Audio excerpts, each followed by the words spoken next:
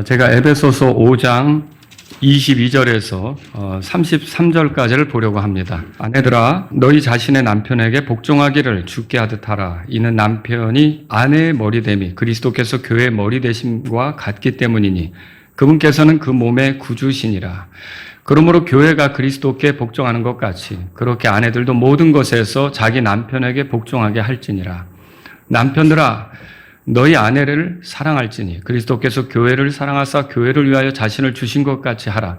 이것은 그분께서 말씀으로 말미암아 물로 씻음으로 교회를 성별하시고 정결하게 하심이며 이로써 점이나 주름이나 그런 것들이 전혀 없는 영광스러운 교회로 자신 앞에 내세우려 하심이며 거룩하고 흠이 없게 하려 하심이라. 이와 같이 남자들도 마땅히 자기 아내를 자기 몸같이 사랑할지니 자기 아내를 사랑하는 자는 자기를 사랑하는 것이라. 이는 이제껏 아무도 자기 육체를 미워한 적이 없고 오히려 그것을 양육하고 소중히 여기기를 주께서 교회에게 하신 것 같이 하기 때문이라. 이는 우리가 그분의 몸과 그분의 살과 그분의 뼈들에 속한 지체들이기 때문이라. 이런 까닭에 남자가 자기 아버지와 어머니를 떠나 자기 아내와 결합하여 그들 둘이 한 육체가 될지니라. 이것은 하나의 위대한 신비니라. 그러나 나는 그리스도와 교회에 대하여 말하노라. 다 같이요. 그럼에도 불구하고 너희 모두 각 사람이 자기를 사랑하듯 그처럼 개별적으로 자기 아내를 사랑하고 아내는 주의하여 자기 남편을 존경할지니라. 아멘. 오늘 제가 남편과 아내의 의무 이런 제목으로 여러분에게 말씀을 드리겠습니다. 짐승 중에 평생 한 상대와 지내는 대표적인 동물이 있습니다. 백조입니다. 백조. 만일 함께 지내던 짝이 죽으면 평생을 외롭게 지내다가 새로운 짝을 찾기까지 정말 오랜 시간이 걸린다고 합니다. 그래서 백조는 영원한 사랑의 상징이 되기도 합니다. 또 늑대 아시죠? 늑대. 늑대는 개들과 좀 다릅니다. 그래서 늑대는 한 마리의 수컷과 암컷이 짝을 이루어 무리를 이끌고 새끼를 함께 키우게 되죠. 그리고 강한 사회적 유대를 나누면서 협력을 통해 무리의 생존을 유지해 갑니다. 그리고 또 우리 황상희 목사님이 늘 선교 편지 끝에다가 대머리 독수리 그러는데 이 대머리 독수리도 그럽니다. 대머리 독수리도 한 번 짝을 이루면 평생 함께 지내며 매년 같은 장소에 둥지를 틉니다. 그리고 여러분이 같이 신앙생활 했었던 고 이상재 집사님 경우도 제가 알기로는 이제 60년 이상 결혼 생활을 하시다가 하늘나라로 갔습니다. 이게 쉬운 일은 아니죠. 어떻게 하면 결혼한 부부가 그렇게 오랫동안 함께 지내면서 그것도 잘 서로를 위하면서 갈 수 있을까요? 이거는 서로를 향한 의무에 대해서 충직할 때만 그게 가능하다는 거죠. 그래서 오늘 제가 남편과 아내의 의무에 대해서 여러분하고 같이 이렇게 살펴보려고 합니다. 결혼해서 지금 가정을 이루신 분들도 있을 것이고 재혼한 분들도 있을 겁니다. 이런 모든 분들이 이 말씀에 주의를 기울이시면 좋겠습니다. 자, 그러면 남편의 의무부터 한번 보죠. 남편은 아내와 결합해야 합니다. 31절 보세요. 31절. 같이 읽겠습니다. 이런 까닭에 남자가 자기 아버지와 어머니를 떠나 자기 아내와 결합하여 그들 둘이 한 육체가 될지니라. 여기 결합은 결혼을 의미하는 거예요. 그러니까 부모를 떠나서 결혼하고 육체적으로도 하나가 된다. 그런 걸 얘기하고 있는 거죠. 근데 여기 결합한다는 말은요. 결국은 뭐냐면 하나로 묶는다는 의미가 있어요. 하나로 묶는다. 그리고 한 쌍이 되게 한다. 그런 의미가 있어요. 이 말이 원래 어디서 왔냐면 두 마리의 소를 하나의 멍에를 얹어가지고 함께 가도록 만드는 거 있죠? 거기서 이 단어가 온 거예요. 그래서 여기 결합한다는 건 뭐예요? 서로 다르게 살던 두 사람을 결혼이란 틀로 이렇게 묶어서 함께 가도록 하는 거죠. 두 마리의 소를 함께 연결시키면 어떻게 되겠습니까? 같은 방향으로 가죠. 같이 지내죠. 같이 이렇게 일을 하게 되는 거예요. 한 운명이 되는 거죠. 그래서 여기서 아내와 결합하라는 말은 남편이 이제 그런 식으로 아내와 하나가 된다. 이걸 말하는 거죠. 그런 식으로 남편이 아내와 하나가 된다. 자, 그러면 이게 결합하는 것이 그 결혼에 대해서 보여주시는 하나님의 뜻이거든요. 아내하고 묶어지는 거, 아내하고 함께 가는 거. 그러면 그렇다면 남편은 어떻게 될까요? 남편은 이런 하나님의 계획을 존중하고 항상 아내와 함께 하려고 해야 합니다. 그게 의무예요. 그러니까 이런 것들을 제대로 하지 않을 때 가정에 문제가 생기는 거예요. 바깥으로 돌고 다른 삶을 찾아다니고 이렇게 하는 것은 결국은 이 결혼 관계를 존중하지 않는 거죠.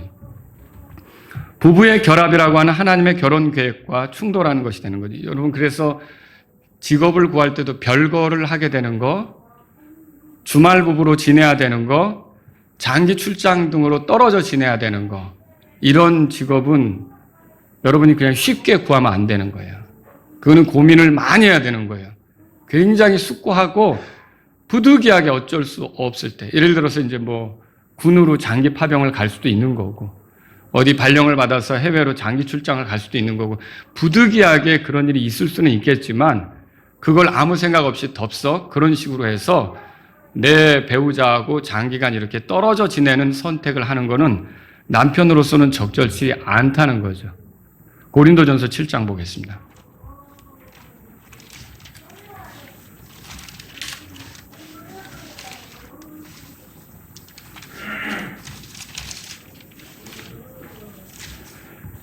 자, 고린도전서 7장에 여기도 남편과 아내에 대한 하나님의 말씀이 기록되어 있는데 5절에 보세요. 5절 다 같이 읽습니다. 너희는 서로를 속여 권리를 빼앗지 말고 너희가 금식과 기도에 전념하기 위하여 당분간 합의하는 경우 외에는 다시 함께 할지니 이것은 너희가 자제하지 못함으로 인해 사탄이 너희를 시험하지 못하게 하려 함이라. 여러분, 어떤 사람은 돈을 벌기 위해 어쩔 수 없다고 그렇게 얘기를 해요. 우리가 떨어져 지내는 것은 돈 벌려면 어쩔 수 없다. 그런데 여러분, 돈 때문에 떨어져 지내는 것은 결국 돈을 목적으로 해서 결합이라고 하는 하나님의 결혼 계획과 충돌하는 거예요. 그렇게 하면 됩니까? 안 되는 거죠. 또 여러분, 자녀 교육 때문에 떨어져 지내는 것도 자녀 교육이라는 목적, 그것 때문에 결합이라고 하는 하나님의 결혼 계획과 충돌하는 거예요. 그러니까 남자들은 어떻게 해서든지 자기 아내랑 함께 지내려고 하는 생각을 기본적으로 가지고 있어야 돼요. 결혼하기 전에는 아주 열심히 쫓아다니죠. 그 여자를 얻고 싶어서 쫓아다니죠. 뭐 사랑한다, 당신밖에 없다, 당신 없으면 확 죽어버린다, 뭐 별 얘기를 다 하다가 결혼해서 딱 배우자가 되고 나니까 그때부터는 이제 내 아내고 내가 밖으로 도는 거예요. 여러분, 이건 남편의 의무를 잘 못하는 겁니다. 이렇게 하는 거 하나님이 기뻐하시지 않는 거죠. 하나님의 뜻을 가볍게 다룰 때 사탄은 시험할 수 있어요. 그리고 그 두 사람이 멀어지게 될 수도 있는 거죠. 사람은 눈으로 보는 것이 이제 점점 줄어들 때는 마음도 멀어지게끔 되어 있어요. 조심하셔야 되는 거죠. 그래서 부부는 할 수 있다면 어떻게 가까이 지내야 돼요. 어떻게 지내야 됩니까? 자, 남자가 밖에서 일을 하다가도 항상 내가 돌아갈 곳은 어디라고 생각해야 돼요? 집이고 아내가 있는 곳으로 가야 된다고 생각을 해야 돼요. 나는 이렇게 밖에서 사람 만나고 이런저런 사업적인 일을 하다가 반드시 나는 어디로 가야 된다? 집으로 가야 된다. 아내에게로 돌아가야 된다는 생각을 해야 돼. 이게 남편의 의무를 다 하는 그런 제대로 된 남자라는 거예요. 그런데 한번 출발했는데 여기저기 막 휘젓고 다니면서 어디 집을 잊어버렸어요. 아내가 기다리는 것도 잊어버리고 있어요. 그러면 제대로 사는 겁니까? 남편의 의무를 저버리는 거죠. 하나님은 여기 고린도전서 7장 5절에서 잠깐 합의해서 기도, 금식 이런 거에 전념하기 위해서 합의해서 잠깐 이렇게 분리할 수는 있지만 어떻게 하라는 거예요, 서로? 다시 합하라고, 이렇게 다시 함께 하라고 성경에 말하고 있다라고 하는 거죠. 두 번째로요, 아내를 사랑해야 합니다. 자, 아내하고 결합해야 된다는 게 첫 번째고요. 두 번째는 아내를 사랑해야 되죠. 근데 아내를 사랑하되 어떻게 사랑해야 합니까? 한번 성경을 보시오. 25절입니다. 본문 말씀입니다. 에베소 5장 25절입니다.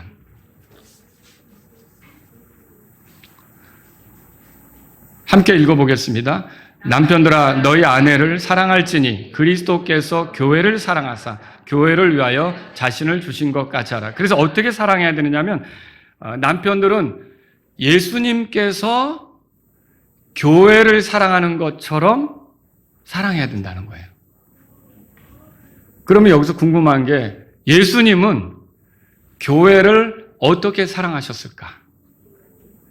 이거 궁금하잖아요. 교회 얻으려고 목숨 내놓으셨어요. 교회 얻으려고 자기를 희생물로 주신 거예요. 교회를 얻으려고 자기 자신이 십자가에 올라간 거죠. 그 고난, 그 수치, 그 굴욕, 그 모욕, 이 모든 것들을 다 감당한 거죠. 그러면 남편들도 아내를 위해 어떻게 해야 됩니까? 희생하려고 해야 되는 거예요. 그리고 아내를 살리기 위해서 내가 예수님처럼 할 생각도 가지고 있어야 되는 거죠. 무서운 사람들이 있어요. 배우자를 희생해서 자기가 보험금 타려고 하는 거. 이런 건 정말 무서운 거죠. 끔찍한 거죠. 그리스도인들은 절대 이렇게 해서는 안 되는 겁니다. 그리스도인들은 어떻게 해야 되느냐면 특히 남편은 이제 아내를 사랑하는 문제에 있어서 그리스도가 교회에게 한 것처럼 그렇게 해야 되는 거죠. 여러분, 그러면 그리스도는 교회를 위해서 어떻게 했느냐? 자신을 희생할 뿐만 아니라 교회를 지키시고 교회를 보호하시고, 그죠? 교회가 잘 되도록 그렇게 하는 거예요. 그럼 남편들도, 그래서 이게 잘 알아야 될 게, 그러니까 그리스도가 어떠하다는 거, 그리스도가 교회를 어떻게 다룬다는 거를 안 그런 남편들은, 그걸 발견한 남편들은 어떻게 할까요? 자기 아내를 대할 때 그리스도처럼 해야 되는구나를 알고서 아내를 사랑하게 돼 있어요. 아내를 존중하게 돼 있어요. 아내를 귀하게 여기게 돼 있다라고 하는 거죠. 그래서 자기 아내를 위하여 자신을 줍니다. 자기 시간을 주고, 자기 물질을 주고, 자기 재능을 주고, 아내를 위해서 주는 거예요. 그리고 자기 몸을 주고, 자기 마음을 주고, 아내를 위해 희생하면서 그렇게 아내를 지키고 보호하려고 하는 것이 아내를 사랑하는 건데, 그리스도께서 교회를 사랑하는 것처럼 사랑하는 거다. 그렇게 정리하시면 되겠죠. 또 우리가 세부적으로 보면은요, 28절에 보세요. 자기 몸을 사랑하는 것처럼 그렇게 해야 돼요. 28절 다 같이 읽습니다. 이와 같이 남자들도 마땅히 자기 아내를 자기 몸같이 사랑할지니라. 자기 아내를 사랑하는 자는 자기를 사랑하는 것이니라. 어떤 사람이 자기 몸을 소홀히 다룹니까? 그런 사람들 없어요. 남편들 중에도 그런 분 있죠. 여기 뭐가 이상한 것 같아. 그러면 당장 병원에 쫓아가는 분들. 그거 나쁜 거 아닙니다. 자기 몸 관리를 해야 되니까. 뭐가 문제가 생겼다 그러면 당장 병원으로 쫓아가는 사람들이 있어요. 그거 나쁜 거 아니죠. 그런데 내 몸 때문에 병원을 쫓아간다면, 내 몸이 어디 문제가 있구나 이렇게 파악을 해야겠다, 치료받아야겠다라고 쫓아간다면 자기 몸 생각하듯 아내가 어려울 때는 어떻게 해야 될까요? 그렇게 해야죠. 아내 몸에 대해서도 그렇게 해야 되는 게 맞습니다. 근데 이제 결혼하기 전에는 그러죠. 어디가 아프세요? 자매님. 제가 아는 의사 선생님인데 병원 예약해놨습니다. 그렇게 해가지고 또 병원 딱 자기 차로 데려가서 막 진료받으라고 막 아주 서비스를 대단히 하죠. 이제 결혼했어요. 아파? 병원 갈까? 좋아요. 몇 년 지났어요. 아파? 그래도 좀 설거지는 해놔야지. 점점 이렇게 되는 거예요. 그러면서 결국은 자기 몸은 굉장히 소중하게 다루면서 아내가 힘들 때는 이제는 왜 이렇게 약골이야. AS 받을 수도 없고. 아이고, 진짜. 이렇게 되면 됩니까? 안 되는 거죠. 이거는 정말 문제가 있는 거죠. 자기 몸처럼 사랑해야 된다는 거예요. 그래서 여러분, 나에게 유익한 것은 내가 취하고 나에게 해로운 것은 어떻던가요? 내가 피하려고 하죠. 그럼 나 아내에 대해서도 이런 식으로 하는 게 내 아내를 힘들게 한다. 그럼 하지 말아야 돼요. 그걸 피하려고 해야 돼요. 내가 이렇게 하는 것이 아내에게 득이 되더라. 그럼 해고요, 적극적으로. 그렇게 해야 되는데 이게 자기 생각으로만 가득 차서 살아가면서 아내가 괴로워하는지 힘들어하는지도 모르고 그냥 자기 좋은 대로만 움직이는 건요, 아내에 대한 의무를 다 하는 겁니까? 아니죠. 그렇게 하면은 그 결혼 생활 힘듭니다. 정말 아내에게 고통을 안겨다 주는 거죠. 자기 자신이 어떠한지를 자기가 살피면서 좋은 것은 취하고 나쁜 것은 피하려고 한다면 아내에게도 이렇게 하는 게 아내를 힘들게 하겠구나 하면 하지 말아야 돼요. 이렇게 하는 게 아내가 힘나게 하겠구나. 그럼 적극적으로 하시고요. 이렇게 돼야 되는 건데 이거를 하지 않는다 그러면 여러분 남편으로서 의무를 잘 하지 않는 거라는 거죠. 아내를 사랑하되 또 어떻게 해야 됩니까? 마땅한 애정을 베풀어야 되죠. 고린도전서 7장으로 가보세요. 고린도전서 7장. 아까 그 본데 다시 한번 보겠습니다. 거기다 또 다른 줄이 있으면 하나 꽂아 놓으세요. 고린도전서 7장. 자, 7장 3절입니다. 다 같이 읽습니다. 남편으로 하여금 아내에게 뭐라고 돼 있어요? 마땅한 애정을 베풀게 하고 마찬가지로 아내도 남편에게 그렇게 행하게 하라 그랬어요. 마땅한 애정을 베풀게 해라. 남편은 아내에 대해서 마땅한 애정을 베풀어야 돼요. 다시 말하면 이거예요. 아내가 사랑받는다는 느낌이 들게 해야 되는 거예요. 내가 애정을 받고 있다라는 느낌이 들게 해야 되는 거예요. 남편분들은 오늘 운전하면서 가시든지 아니면 한번 진지하게 물어봐야 돼요. 당신이 사랑받고 있다고 느낄까? 그런데 아니, 그렇게 줬는데도 못 느껴? 이게 아니라 그러면 어떻게 돼요? 거기서 내가 뭔가 부족했구나를 생각해야 돼요. 그리고 표현을 하셔야 돼요. 사랑한다는 그런 표현을 하시고 자꾸만 이렇게 내가 사랑받고 있다는 느낌을 갖도록 그렇게 해줘야 되는 거죠. 마땅한 애정을 베풀어야 된다. 지금 말하고 있는 거죠. 결혼하기 전에는 좋아한다, 사랑한다, 나와 결혼해다오, 나는 당신과 함께 살고 싶다, 막 이렇게 쫓아다녔어요. 그런데 이제 결혼하고 나서는 태도가 달라지는 거죠. 그러면 안 되는 거예요. 목사님, 나는 그런 말 한 적이 없는데요. 그건 중매 결혼인데요. 이런 분도 있을 수 있어요. 근데 중매 결혼을 했어도 결혼식 하는 날은 어땠어요? 서약했죠? 서약할 때 뭐 해요? 대개 주례자들이 뭐 물어봐요? 오직 이 여자만 사랑하겠느냐? 그렇게 묻잖아요. 그러면 하객들 앞에서, 주례자 앞에서 뭐라고 대답합니까? 글쎄요. 이랬다면 큰일 나는 거죠. 그래도 그 순간은 뭐라고 약속을 하는 거예요? 네! 라고 약속해줘. 목소리가 좀 작다 그러면 주례자가 또 뭐라 그럽니까? 이거 안 들립니다. 더 크게 하시라고. 그래서 네! 하잖아요. 그러면 그 약속을 주례자나 또는 하객들 앞에서 했다면 그 약속을 지키셔야죠. 그 약속을 지켜야죠. 그 약속을 가볍게 던져버리면 안 된다는 거죠. 그 약속을 지킨다는 게 뭐예요? 결국은 계속 내 아내가 사랑받는다는 느낌을 갖도록 남편이 해주셔야 되는 거예요. 그게 성경 말씀이라는 거예요. 그래서 남편들은 아내의 권리를 빼앗지 않으려고 해야 돼요. 남편은 아내로 하여금 육체적 친밀감에서 소외당하는 느낌이 들게 해서는 안 되는 거예요. 예를 들어서 친구 모임, 동창회, 동호회, 낚시 활동, 그거 뭐가 됐든지 그거 쫓아다니느라고 요즘 이 얼굴 볼 겨를이 없어. 이거 문제예요. 이건 문제예요. 그런 많은 모임들 때문에 결국 내 아내가 소외를 느끼고 있다. 그럼 그거 잘못하는 거예요. 그거 회개하셔야 돼요. 그거는 이 성경의 원칙으로 보면은 이 고린도전서 7장 3절을 제대로 안 하는 거예요. 그거는 부끄러운 것이고요. 아내에 대해서 제대로 행동하는 게 아니라는 거죠. 그래서 마땅한 애정을 베풀어야 되는데 그게 뭐냐면 아내가 내 남편은 변함없이 지금도 나를 사랑하는구나. 아니, 오히려 이게 어떻게 보니까 처녀 때 나 쫓아다닐 때보다 더 진하다. 더 사랑하고 있다. 이렇게 느끼면 더 좋죠. 지금 표정을 보니까 딴 집 얘기 같아. 이런 표정들이 보이는데 어떤 분은 우리 집 얘기 같고 여러분이 그렇게 남편들이 해야 된다는 걸 성경을 통해서 배우시란 말이죠. 그 다음에 또 아내를 어떻게 되냐면 부양해야 되죠. 들어보세요. 디모데전서 5장 8절에 그러나 만일 누구라도 자기의 친족, 특히 자기 집안에 속한 자들을 부양하지 아니하면 그는 믿음을 부인한 것이요 불신자보다 더 나쁜 자니라. 부양하다라는 게 뭐예요? 준비하다, 조달하다, 제공하다 그런 의미를 가져요. 물론 아내의 삶이 사치스러워서는 안 되죠. 그렇지만 아내의 필요에 대해서 나 몰라 하면 됩니까? 안 되죠. 여러분 박하게 생활비를 주면서 제주껏 살아보라고 이렇게 하는 남편이 있다면 부양하는 마음이 있는 겁니까? 아니라는 거죠. 이거 성경대로 하지 않는 거예요. 그래서 물론 아내가 덤으로 어떤 일을 할 수 있지만 남편이라면 이제 자신이 어떻게든지 아내를 챙기고 가족들을 부양하려고 하는 그런 마음이 있어야 된다는 거죠.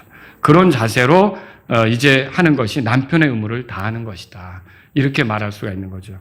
또 아내를 포함해서 가족들의 머리가 되고자 해야 돼요. 오늘 본문 말씀 보세요. 에베소 5장 23절에 다 같이 읽습니다. 이는 남편이 아내의 머리됨이 그리스도께서 교회의 머리 되심과 같기 때문이니 그분께서는 그 몸의 구주시니라. 그럼 이 23절을 읽어보니까 그리스도가 머리면 교회는 뭐예요? 몸이라고 하죠. 그럼 이건 뭐예요? 남편이 머리면 그 아내는 뭐란 소리예요? 몸이란 소리예요. 그럼 이게 뭔 얘기예요? 머리하고 몸은 떨어지면 끝입니다. 그러니까 남편과 아내는 뗄래야 뗄 수 있는 관계입니까? 아니라는 거죠. 늘 같이 있어야 되는 거예요. 따로 놀면 안 되는 거예요. 그래서 이 부부가 그리스도와 교회의 관계처럼 그런 관계로 가야 된다고 이 남편과 아내가 믿으면 어떻게 되냐면 우리는 당신이 머리고 나는 몸이니까 우리는 절대 떨어지면 안 된다. 우리는 함께 가야 된다. 이런 확신으로 사는 거예요. 또 거기다가 그리스도께서 머리가 되고 교회가 몸이 된다고 하면 교회가 실행하는 모임이죠. 뭔가를 행하는 모임이에요. 근데 그 실행하는 기준은 어디서 옵니까? 머리에서 오죠. 머리가 누구라 그랬어요? 그리스도죠. 그러니까 그리스도의 뜻, 그리스도의 생각, 그리스도의 추구를 실행하는 게 교회예요. 그러니까 교회는 목사님 뜻대로 움직이는 게 아니라 목사님도 그리스도의 뜻을 여러분에게 가르쳐줘서 그렇게 되도록 도와줘야 되는 거죠. 그게 맞죠? 네, 그런 교회가 건강한 교회가 되는 거죠. 그러면 이 교회와 주님과의 관계를 부부 관계에 적용할 때 아내가 가정을 꾸려가는 데 있어서 누구의 생각을 존중하고 누구의 생각을 끌어들여야 됩니까? 남편의 생각을 끌어들여야 되죠. 남편의 지침을 받아들여야 되죠. 남편의 지도를 받아야 되죠.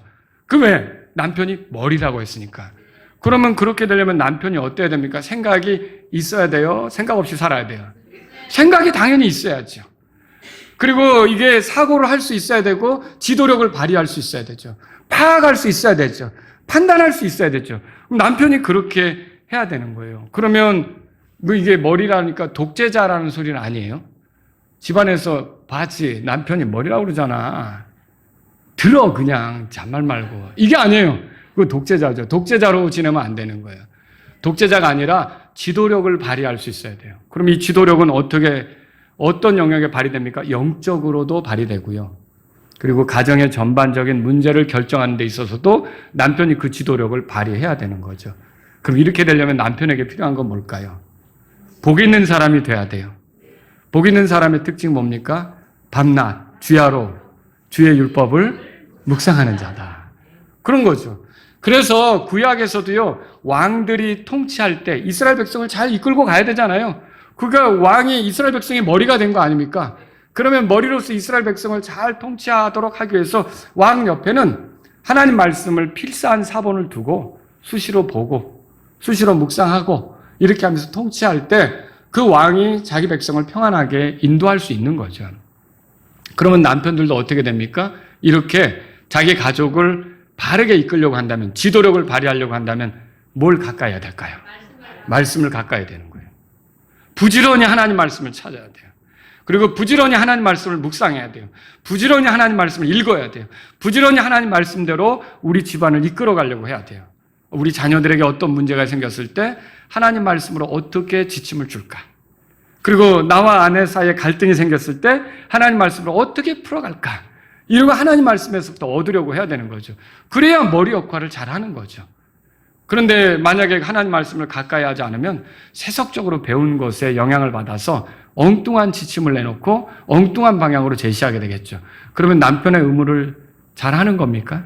아니라는 거죠. 그래서 모든 남편들은, 오늘 이 자리에 있는 분들은 하나님 말씀을 가까이 하려고 마음에 작정하시기 바랍니다. 왜? 아내에게 그리고 자녀들에게 이 권위를 가지고 하나님 말씀으로 이끌어줘야 된다는 그런 그 위치, 이런 걸 생각해서 하나님 말씀을 가까이 할 수 있기를 바랍니다. 자, 이제 크게 두 번째로 아내의 의무에 대해서 생각해 볼게요. 아내는 어떻게 됩니까? 첫 번째로 아내는요, 남편이 가정에서 지도력을 발휘할 때 복종해야 합니다. 복종한다는 건 뭐예요? 다른 사람의 권력, 의지 또는 권위에 굴복하거나 거기서 내가 물러나는 거예요. 그러니까 양보하는 거예요. 이게 이제 항복하는 거죠. 노아입서 사전에 보면 그런 식으로 돼 있어요. 때로는 남편의 뜻에 순종할 수 없는 경우도 있어요. 어떤 경우 우리가 남편의 뜻에 순종할 수 없을까요? 그 뜻이 하나님의 뜻하고 충돌할 때는 우리는 하나님의 뜻을 존중하기 때문에 순종할 수가 없다는 거예요. 그래도 순종하지 못해도 복종은 해야 돼요. 그럼 복종은 뭐고 순종은 뭐냐? 순종은 우리가 그 알고 있는 사실대로 움직여주는 거예요. 행동하는 거죠. 그게 순종이라면 복종은 뭐예요? 비록 그렇게 못하더라도 남편에 대한 권위를 존중하는 자세. 이걸 유지해가는 거예요. 남편을 무시하지 않는 거죠. 예를 들어 남편이 잘못된 어떤 결정을 했다고 해서 나는 순종할 수 없지만 아유 저런 인간이 다 있어 라고 이렇게 비하하고 함부로 하는 건 복종하는 태도가 아니라는 거죠. 여러분과 저는 그런 걸 주의해야 되는 거죠. 남편의 권위를 존중하는 자세를 유지하고 남편을 업신여기지 말아야 돼요. 그게 복종이에요. 마음으로부터 여전히 남편을 존중하고 지지하며 따르는 자세. 지금은 이렇게 엉뚱한 얘기를 하고 있지만 이 남편이 이게 하나님의 뜻하고 충돌한다는 걸 깨닫기를 바랍니다라고 하나님께 기도하면서 여전히 한편인 생각과 여전히 이 남편을 지지하고 여전히 남편을 존중하는 생각을 가져야 되는 거예요. 그게 뭐라고요? 복종이에요. 복종. 성경 보세요. 22절, 5장 22절. 다 같이 읽겠습니다. 아내들아 너희 자신의 남편에게 뭐라고요? 복종하기를 주께 하듯 하라. 그러니까 우리가 주님의 권위를 인정하고 항상 지지하고 항상 그분을 존중하고 항상 그렇게 하는 것처럼 남편에 대해서도 어떻게 하라는 거예요? 물론 남편은 주님과 다른 면이 많아요. 주님은 우리가 존중하는 게 항상 올바른 길로 제시하니까 그분은 선하시니까 여러분 그렇게 믿으시죠? 그런데 남편은 어떤가요? 엉뚱한 구석이 있어요. 옛날 뭐가 나올 수도 있어요. 그렇지만 그럼에도 불구하고 주님께 하듯 남편에게 어떻게 하라는 거예요? 복종하라고 성경에 말하고 있는 거죠. 남편을 머리라고 할 때 몸에 해당하는 아내가 그 머리를 따라 움직이는 건 너무나도 당연한 거라는 거죠. 이거 상하, 명령, 복종 관계 그 얘기가 아니에요. 이런 권위를 존중하고 남편의 권위를 존중하고 조언을 할 수 있고 내 조언대로 하지 않아가지고 엉뚱한 일이 벌어졌을 때 꼴 좋다. 내 얘기 안 듣더니 거봐! 하여튼 하는 것마다 다 안 되다.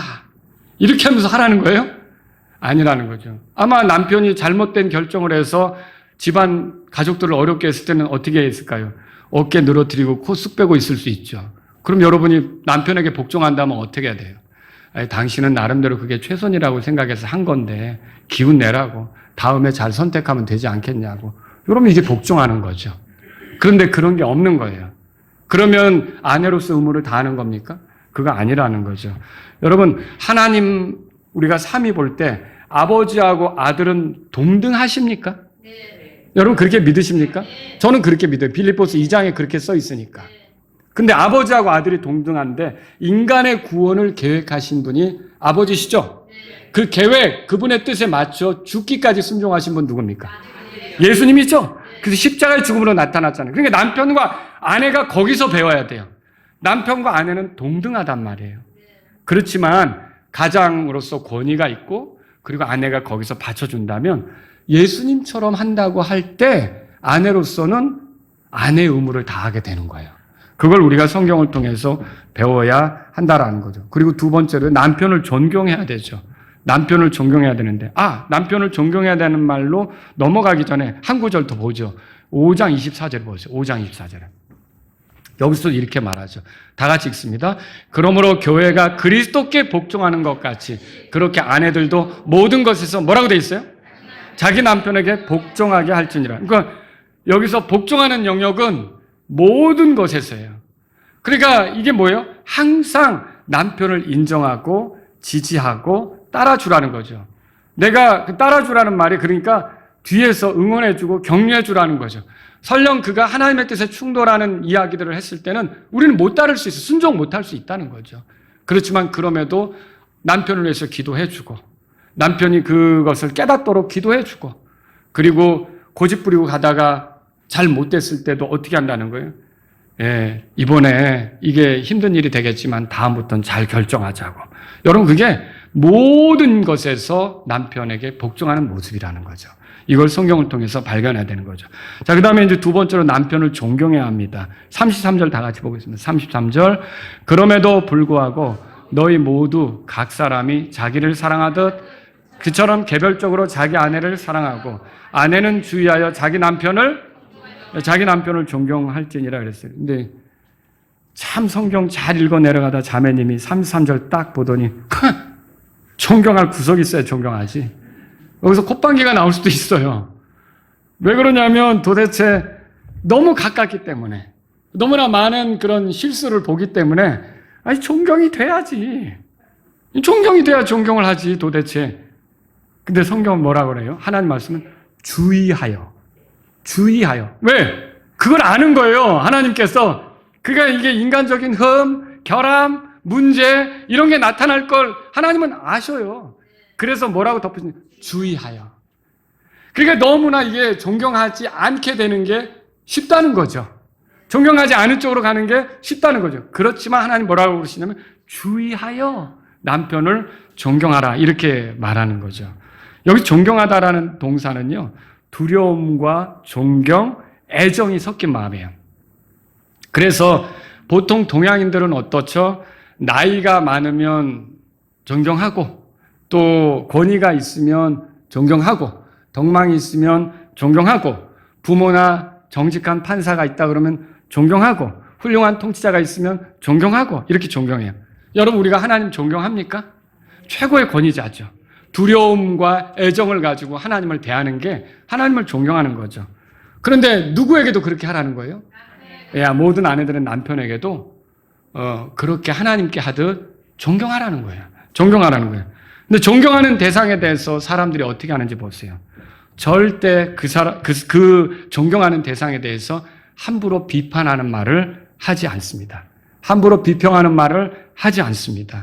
그것처럼 자기 남편에 대해 다른 사람들에게 절대 공개적으로 비평해서는 안 되는 거예요. 아내는 자신의 남편에 대해 공개적으로 비평, 험담을 해서는 안 됩니다.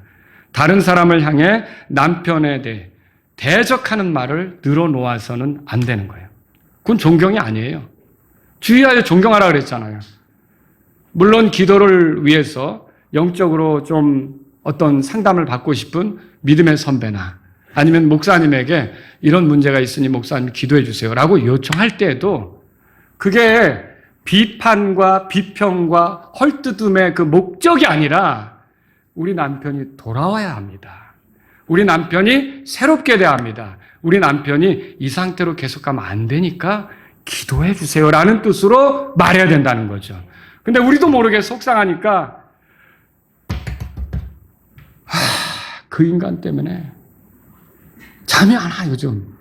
소화도 안 되고 그게 믿는 건지 모르겠어. 아주 그냥 분해 죽겠어. 이렇게 하는 것은 옳지 않다는 거죠. 이건 존경하는 겁니까? 주의하여 존경할지니라. 성경에서 그렇게 말하고 있다는 거죠. 또 여러분 어떻게 해야 돼요? 남편을 돕고 가정을 꾸려야 돼요. 그 창세기 2장 가보세요. 창세기 2장 보세요. 2장. 그래서 여러분들이 남편에 대해서 누군가에게 얘기할 때는 그냥 이 인간이 이렇다 이게 아니라 이 남편이 좀 바르게 되도록 기도해 달라고. 이 사람도 하나님의 은혜를 입으면 새롭게 될 수 있으니까 기도가 필요하다고. 이런 뜻으로 여러분이 얘기하셔야 된다는 거죠. 자, 2장 거기 18절에 보세요. 처음에 하나님께서 모든 걸 짝으로 만드셨지만 사람만 하나, 아담 혼자 만들었죠? 자, 그게 좋아 보이지 않았잖아요. 18절 다 같이 읽습니다. 또 주 하나님께서 이르시되 그 사람이 홀로 있는 것이 좋지 못하니 내가 그를 위해 합당한 내조자를 만들리라 하시더라 그랬죠. 자, 여기 합당한 내조자라는 말을 여러분 주목하세요. 내조자가 뭐예요? 내조자. 우리가 아내를 내조한다 그러잖아요. 내조자. 여기 help예요. 킹제임스 영어 성경에 보면 help, unhelp. 그러니까 돕는 사람이에요. 그러니까 나를 안에서 도와주는 거죠. 돕는 자를 얘기하는 거예요. 조력자라고도 할 수 있죠. 돕는 자, 내조자. 안에서 나를 돕는다. 그런 뜻이에요. 근데 거기 영어 킹제임스 성경 가지고 계신 분들 보세요. unhelp, meet for him 그렇게 돼 있어요. 여기 meet이라고 하는 말이 나와요. 이게 meet은 뭘 얘기할까요? 요거 보려면요. 누가복음 15장 가보세요. 누가복음 15장. 누가복음 15장. 집을 나간 탕자 있죠? 집을 나간 탕자가 돌아왔죠? 아버지가 맞이했어요. 저리 가라 이놈아 그랬어요. 맞이했죠? 환영했죠? 잔치까지 벌였죠? 그러니까 형이 화가 났죠? 나는 이렇게 아버지한테 잘했는데 뭐 제대로 해준 것도 없으면서 아니 저기 가서 재산 다 까먹고 있다가 돌아온 아들을 저렇게 극진히 대접하고 잔치까지 해주냐? 속이 상했죠? 그럴 때 아버지가 하는 말이 여기 성경에 써 있어요. 이게 예수님 말씀이거든요. 뭐라고 써 있습니까? 자, 여기 그 32절 다 같이 보세요. 우리가 즐거워하고 기뻐하는 것이 마땅하니 이는 이 내 동생이 죽었다가 다시 살아났고 그를 잃어버렸다가 다시 찾았기 때문이라 하더라 그랬죠. 자, 여기서 여러분이 주목했으면 하는 게 마땅하니 그랬어요. 마땅하니. 영어 킹제임스 성경 보세요. It was meet 그렇게 돼 있죠. 마땅하니 그게요. 그럼 아까 그 조력자, 내조자에게 밑이 붙었죠. 그 뭐예요? 마땅한 조력자, 적절한 조력자, 합당한 조력자, 어울리는 조력자 그런 뜻이다라고 하는 거죠. 그래서 아내가 그런 일을 하는 거예요. 자, 여자가 급여를 받는 직업을 가질 수 있습니까? 그렇죠. 가질 수 있죠. 필요하다면 가르칠 수 있어요. 그런데 지금 제가 드리는 말씀은 잘 들으세요. 성경에서 말하는 하나님의 말씀이 말하는 결혼한 여성은 최우선순위가 가정을 돌보는 거예요. 세상 사람들이 말하는 여성하고 다릅니다. 세상 사람들이 말하는 여성은 오늘날 가정을 돌보고 아이를 키우는 것에 대해서 자꾸만 불편하게 가르쳐요. 독박 육아 뭐 이런 거. 그런 말이 거기서 오는 거예요. 여러분, 아이를 낳고 아이를 키우는 것이 위대한 일입니다. 하나님이 계획하신 위대한 일이에요. 그게 하나님의 뜻에 맞는 일이에요. 생육하고 번성하라는 그 말씀에 맞추는 일이에요. 근데 이걸 싫어하니까 마귀가 어떻게 하냐면 여자들에게 피해의식을 심어주는 거예요. 너만 그 일을 하는 것 같더라. 아니에요. 여러분, 우리가 만약에 어머니가 우리를 낳지 않았다면 우리가 있어요? 어머니가 우리를 품 안에서 키우지 않았다면 우리가 여기 있냐고요? 없는 거죠. 우리가 다 여기 있는 것은 어머니가 우리를 낳았고 품어서 키웠기 때문에 우리가 여기 있는 거라고. 이게 엄청나게 위대한 일이라는 거죠. 근데 세상은 이 일을 굉장히 하찮은 일, 값없는 일, 뭐 세상에 나가서 막 명함 내밀고 뭐 사람들 만나러 다니고 가방 들고 다니고 멋지게 약속 잡고 이렇게 하는 것만 굉장히 여자로서 아름다운 일인 것처럼 착각을 심어주는 거죠. 여러분, 그렇지 않습니다. 하나님 말씀에서 성경에 말하는 가장 그 여성다움은 뭐냐면, 훌륭한 일은 뭐냐면 결국 결혼하게 되면 자기 남편을 내조하고 자녀들을 품에서 양육해서 이 아이들이 건전한 아이로 성장해서 세상에 나가도록 돕는 거예요. 여러분의 자녀들이 건전하게 커서 세상에서 활동을 한다면 좋지 않겠습니까? 문제 많은 아이들로 크는 것보다는 그렇게 어머니의 사랑을 먹으면서 건전하게 세상에서 살아간다면 좋지 않습니까? 그 사회가 밝아질 거고요. 근데 사탄은 그걸 싫어해요. 그래서 자꾸만 여자들에게 피해의식을 심어주는 거예요. 여러분, 그리스도인 자매님들은 그것에 속으면 안 되는 거예요. 그래서 정말로 결혼한 여성의 최우선순위는 가정을 돌보는 거고, 아이들을 낳고, 그럼 남자가 나와요? 남자가 어떻게 낳아요? 그 일은 엄마가 낳을 수 있는 거예요. 그리고 수유도 하잖아요. 그 왜 수유를 합니까? 어머니의 가슴에서 품어서 키운다는 거예요. 저는 줄 수가 없더라고요.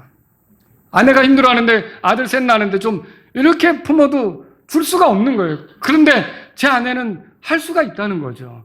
그리고 가슴에서 그렇게 아이를 품어 키울 수가 있는, 이게 엄청나게 위대한 일이에요. 그래서 저는 그 아이 셋 키운 것만 해도 위대하다, 그렇게 말을 하고 싶어요. 아니, 하나 낳고 키워도 위대한 거예요. 이게 엄청난 거예요. 그래서 뭐 제가 예전에 그런 얘기도 한 적이 있어요. 어린이 뭐 무슨 그 교재 만드는 협회 다니는 그런 자매랑 교제를 하면서 열심히 어린이 그 신앙적으로 키운다고 교재를 만드는데 제가 그 말을 한 적도 있어요. 이거보다 애 하나 낳아 키우면 정말 그게 대단한 일이야. 그렇게 얘기한 적도 있어요. 여러분, 정말 이 애를 낳아 키우는 건 위대한 일이다. 이걸 알 수가 있어야 되죠. 그래서 여러분, 여자에게 사업, 봉사활동, 예술활동, 정치활동, 심지어 교회 활동보다도 더 중요한 건 뭐냐? 내조자로서 역할을 하고 자기 자녀들을 낳고 키우는 것이에요. 그러니까 어떤 사람들은 교회 가방 들고 다니지만 자기 자녀들을 이렇게 안 돌아보고 주님이 키워주시겠지. 어우, 그 믿음이 어디서 왔는지. 근데 그거 아니라는 거죠. 여러분과 저는 어떻게 됩니까? 물론 하나님이 긍휼을 베푸시고 은혜를 베푸시지만 우리의 자녀들을 우리가 가슴에서 품어 키우려고 하는 그런 마음이 있어야 된다는 거죠. 아이를 낳고 기르는 것을 거추장스럽게 이렇게 여기게 만드는 사탄의 그 속임수에 속으면 안 돼요. 여러분, 제가 목회하면서 제 아내에게 부탁하는 건 뭐냐? 이제 목회를 시작하면서 당신이 피아노를 배워서 교회에서 반주 좀 했으면 좋겠다. 이거 아니에요. 당신이 좀 성경 공부를 해서 주일학교 교사가 됐으면 좋겠다. 이거 아니에요. 당신은 그저 제가 그렇게 얘기했어요. 아주 오래전에. 당신은 우리 집안에서 태어나는 아이들을 품에서 키워서 정서적으로 이 아이들이 어머니의 사랑을 먹고 어머니의 사랑 안에서 자라서 이 땅에서 반듯하게 살아가도록 도와주면, 집에서 내가 집안일 걱정하지 않도록 도와주면 나는 마음껏 교회에 가서 열심히 일하겠다. 그리고 도움을 받았고 결국은 그런 복을 누릴 수 있게 허락해 주신 거죠. 여러분이 어떻게 됩니까? 자녀를 낳으면 이거를 다른 사람에게 자꾸 맡기려고 하지 마세요. 내 자녀를 교육기관에 맡기고 어떤 훌륭한 사람에게 맡긴다고 해도 그 자녀들을 양육할 수 있는 1차적인 책임은 누구에게 있는 거예요? 부모에게 있는 거예요. 그래서 그렇다고 뭐 제가 아내에게만 맡기고 돌아다니기만 하고 아이들하고 놀아주지도 않았냐? 그러지 않습니다. 때때로는 이게 육아기에 쌓인 엄마들이 얼마나 지치는지 몰라요. 저도 보니까 제 아내가 아이들을 이렇게 나이가 어리잖아요. 키우는데 성경 읽을 시간도 제대로 없고 그 아이들을 돌보는데 지치는 거예요. 그러면 그때는 어떻게 해요? 그냥 제가 새 아이들을 다 데리고 나가는 거예요. 어느 날은. 다 내일 잠을 자든지 성경을 읽든지 뭘 하든지 알아서 하라고 그러고 나가는 거죠. 그렇게 쉼을 줄 수도 있죠. 그런데 어쨌든 자녀들을 키우는 건 누가 해야 되는 거예요? 부모가 해야 되는 거예요. 여러분 자칫 잘못하면 교육기관에 맡겼다가 나중에 엉뚱한 아들, 내가 기대하지 않은 아들, 내가 기대하지 않은 딸이 돼서 내 앞에 선거 만나면 여러분 당황해요. 얘가 뭘 받아들인 거지? 얘가 뭘 주워들인 거지? 얘가 뭘로 세뇌가 된 거지? 여러분 당황할 수 있어요. 그렇게 되지 않으려면요, 내 아이들을 내가 이렇게 키워야 되는 거예요. 특히 그걸 어머니가 생각을 가지고 키워야 된다는 걸 여러분이 알아야 돼요. 그리고요, 남편의 권리를 빼앗지 말아야 돼요. 이것은 남편이 아내에게 그러해야 하는 것처럼 아내 역시 남편에게 그러해야 된다는 말이에요. 남편에게는 아내와 육체적 친밀감을 누릴 권리가 있죠? 권리가 있죠. 결혼의 육체적 결합은 남편과 아내 그 한 육체가 되는 것으로 이어지게 만드는 거예요. 육체적으로 친밀감, 만족을 느끼도록 그렇게 의도된 게 결혼이란 말이죠. 절대로 이런 가깝게 되는 것을 어떤 협상 카드처럼 써서는 안 되는 거죠. 당신이 이것을 해주면 오늘 내가 자줄게. 그러면 안 되는 거예요. 그리스도인들은 이렇게 해서는 안 되는 거죠. 물론 남편은 주의해야 합니다. 도덕적으로 부도덕하게 굴어서 아내의 신뢰를 저버리고 진정성 있는 회개도 없이 자기 권리만 주장하는 그런 사람. 그러면서 아내의 침실로 들어가려고 한다? 아내가 얼마나 힘들겠어요. 그렇게 하면 안 되는 거죠. 폭력이나 언어적 그 학대를 하면서 자신의 성적인 만족만을 추구하려고 한다? 그러면 안 되는 거죠. 그건 정말 사악한 거죠. 아내는 존중받아야 되죠. 이용당한다는 느낌은 정말 좋지 않습니다. 조화가 필요한 거예요. 아내만 남편에게 헌신을 요구당하는 게 아니라 남편도 또 잘해야 되는 거죠. 이게 상호가 다 잘하면서 권리를 채우겠다고 해야 되는 거지. 그냥 어떤 이해도 없이 또 이렇게 그 부드럽게 다가감도 없이 자기가 욕심이 생길 때만 이렇게 난폭하게 다가서고 그러면 정말 야비한 거죠. 그럼 짐승하고 뭐가 다르겠어요? 그렇게 하면 안 된다는 거죠. 서로 대화하고 따뜻하게 가야 되는 거고요. 자, 믿지 않는 남편을 데리고 사는 아내에 대해서도 제가 말씀드릴 기회가 있을 거예요. 오늘 두 사람이 다 믿는다면 오늘 바울이 말한 원리를 따라야 돼요. 서로가 서로에게 권리만 그런 주장하면서 나에게 이렇게 해달라고 요구만 하면서 가면 서로 피곤해져요. 근데 배우자의 권리를 이해하고 의무를 다할 때는 어떻게 될까요? 그 관계가 좋게 되죠. 좋게 되죠. 여러분이 그리스도의 복음으로 구원받았고 그러면 여러분이 예수님과 교회의 관계 속에서. 그래서 오늘 성경 본문 보세요. 이게 본래 뭐에 대한 말이냐? 오늘 본문에 보세요. 5장, 거기 에베소 5장. 자, 거기 보시면 32절에 이것은 위대한 신비니라. 그러나 나는 뭐라고 돼 있어요? 그리스도와 교회에 대하여 말하라. 이 그리스도와 교회에 대해서 배웠다면, 여러분이 복음을 받아들여서 이거 배웠다면 부부 생활도 그 원리로 할 수가 있다는 거예요. 결혼 관계도 그 원리로 해나갈 수가 있다는 거죠. 그래서 여러분에게 몇 가지 권면드리고 끝낼게요. 첫째, 서로에게 성경 구절을 들이밀지 말라고 말씀드릴게요. 성경을 읽고 항상 성경 구절을 이거. 오늘 찾았어. 저녁에 딱 남편 들어오자마자 성경책 딱 펴가지고, 봤지? 그리스도께서 교회를 사랑하신 것처럼 사랑 좀 해봐. 그래, 남자가. 여기 써 있잖아. 여러분, 이거 됩니까? 더 불편하게 되죠. 그랬더니 또 아내가, 당신만 뭔지 알아? 나도 봤어. 봤지? 아내에게 주의하여 자기 남편을 존경하려잖아. 왜 안 하는 거야? 이게 서로에게 그렇게 하면 이게 잘 되겠습니까? 그러니까 성경 구절을 누구에게 적용해야 돼요? 자기에게. 오늘 예를 들어, 아내의 의무하면은 그거는 나에게 적용하면 되는 거고, 남편의 의무는 내 남편이 듣든지 어떻게 되는지 알아서 적용하겠지. 근데 집에 가면서 남편의 의무 잘 들었지, 여보? 여기 가다가 이제 차 안에서 폭풍이 일어납니다.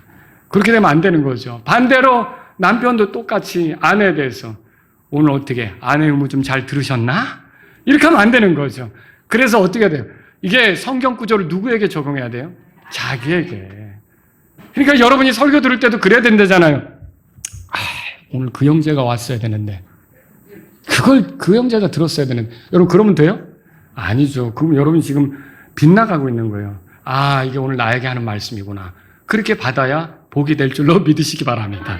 예. 그래서 성경 구절은 언제나 나에게 적용해야 돼요. 또 두 번째로 서로를 위해 기도하셔야 돼요. 배우자가 내 마음에 들지 않아도 하나님께서 일하실 것에 대한 기대로 기도하셔야 돼요. 원수를 위해서도 뭐라 그랬어요? 원수를 위해서도 기도하라 그랬잖아요. 배우자는 원수는 아니잖아요. 그럼 배우자를 위해서 기도할 수 있죠. 그렇죠? 여러분 시편 127편 1절에 그렇게 써 있어요. 주께서 집을 세우지 아니하시면 그것을 세우는 자들의 수고가 헛되며, 그러면 주님이 세워줘야 된다고 믿으면 주님께 기도하셔야죠. 내가 아무리 유창한 말을 하고 이 배우자를 설득시키려고 해도 주님이 도와주시지 않으면 소용없는 거예요. 그러니까 여러분과 저는 하나님이 세우시는 집안이 되도록 기도하셔야 돼요. 내 아내를 위해서 기도하고 내 남편을 위해서 기도하고 지혜롭게 해달라고, 성령으로 충만하게 해달라고, 또 육신적인 삶으로부터 돌아서서 지혜롭게 살아갈 수 있게 해달라고 배우자를 위해서 기도해야 되는 거죠. 세 번째로요, 서로 대화하셔야 돼요. 대화.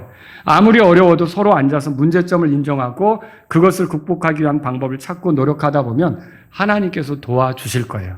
근데 이제 너무 불편하니까 대화조차 거부하는 거죠. 여러분, 그러면 점점 더 멀어져요. 문제 해결하기 어려워져요. 그리고 오래간만에 또 대화하자고 한번 날 잡아서 만났더니 이게 대화가 아니에요. 상대편의 허물 들추기 시합이에요. 그럼 어떻게 되겠습니까? 평행선을 긋는 관계가 되는 거죠. 서로 뭔가가 안 되는 거예요. 대화는 먼저 듣기 위해서 하는 거예요. 왜 그렇게 할 수밖에 없었는지를 이해하려고 하는 마음으로 들어야 돼요.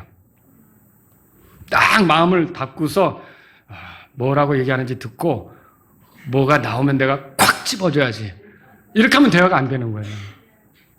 나는 뭐 말 못하는 줄 알아? 나는 뭐 어려운 거 없는 줄 알아? 어디 한번 얘기해봐. 해봐. 내가 옳거니 걸렸다. 그게 왜 그런지 알아? 이렇게 되면 끝나는 거예요, 거기서. 그런데 어떻게 대화하는 거예요? 내가 그거를 들을 때 왜 그럴 수밖에 없었는지 내가 이해하는 마음을 좀 갖고 이 대화를 응해야겠다. 그리고 필요하다면 나도 이해시키는 거죠. 부드럽게. 그렇게 할 때 여러분 그 대화가 잘 흘러갈 수가 있다는 거죠. 하나님께서 결합시키셨다면요, 하나님은 결혼에 성공하기를 원하셔요. 여러분이 이제 결혼해서 지금 배우자와 지금까지 오셨든지 아니면 재혼을 해서 가정을 이루셨든지 이 모든 가정들은 하나님께서는 깨지는 걸 원치 않으세요. 근데 여기서 대화가 결여된다 그러면 이게 가정생활이 성공하기 어려워져요. 이게 힘들어지는 거예요.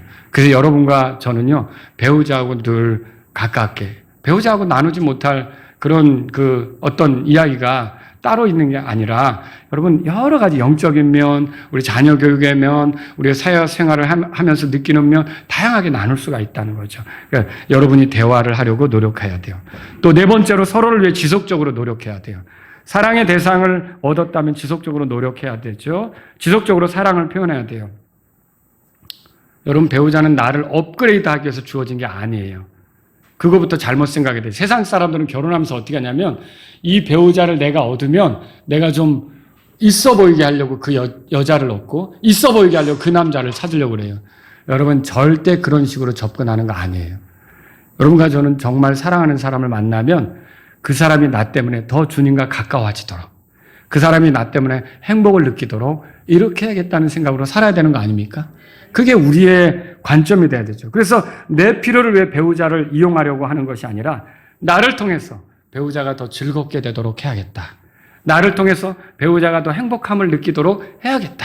나를 통해서 하나님 저 짝을 주셔서 정말 감사합니다. 이런 감사가 나오게 해야겠다. 이런 생각으로 여러분이 계속 노력하셔야 된다는 거죠.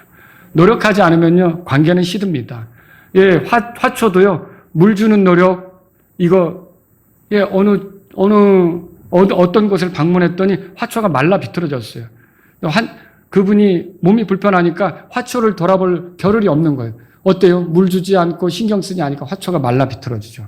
마찬가지예요. 우리도 노력하지 않으면 계속 주님을 힘입어서 애쓰지 않으면 여러분 우리 부부관계라는 거는 시들어버릴 수도 있다는 거죠. 오늘 여러분이 배우자와 진지한 시간을 갖지 않으시겠습니까? 차 한잔 하시면서 내게 서운했던 것들을 들어보고 이해하는 마음으로 그리고 또 내가 그럴 수밖에 없었던 그 상황을 이렇게 부드럽게 이해시키려고 노력하고 기도하면서 그렇게 하면서 여러분들이 더 좋은 관계로 나아가는 시도를 해보지 않으시겠습니까? 여러분이 이미 좋은 관계 속에 있다면 여러분이 그 관계를 계속 잘 지켜가려고 주님 앞에서 기도하면서 노력하는 저와 여러분들이 될 수 있기를 바랍니다. 다 같이 일어서시겠습니다. 오늘 이 말씀을 들으신 여러분 가운데 청년들은 하나님 내가 평생 정말 주님을 기쁘게 할 만한 그런 사랑하는 배우자를 만나서 이렇게 성경이 가르친 원리대로 부부 생활을 해보고 싶습니다. 이런 분들이 있다면 기도하셔도 좋고요. 또 여러분 가운데 지금의 배우자를 내게 주셔서 감사합니다. 이 배우자를 위해서 하나님께 기도드립니다. 이런 분이 있다면 지금 배우자를 위해서 기도하셔도 좋고요. 하나님 지금의 배우자가 내 눈에 차지 않지만 마음에 들지는 않지만 제가 하나님께 기대하는 마음으로 내 배우자를 위해 기도합니다. 주님의 은혜로 변화될 날이 있도록 도와주세요. 이런 마음이 있다면 이 시간 기도하시고요. 여러분 가운데 하나님의 말씀에 따라 하나님 우리 부부 생활이 다른 사람들에게도 좋은 본이 되도록 그렇게 인도해 주세요. 이런 마음이 있다면 여러분 기도하십시오. 여러분의 자녀들의 부부를 위해서 기도하실 분들이 있다면 기도하시고요. 여러분이 이 시간 말씀을 통해서 깨달은 대로 하나님께 기도하시면 좋겠습니다.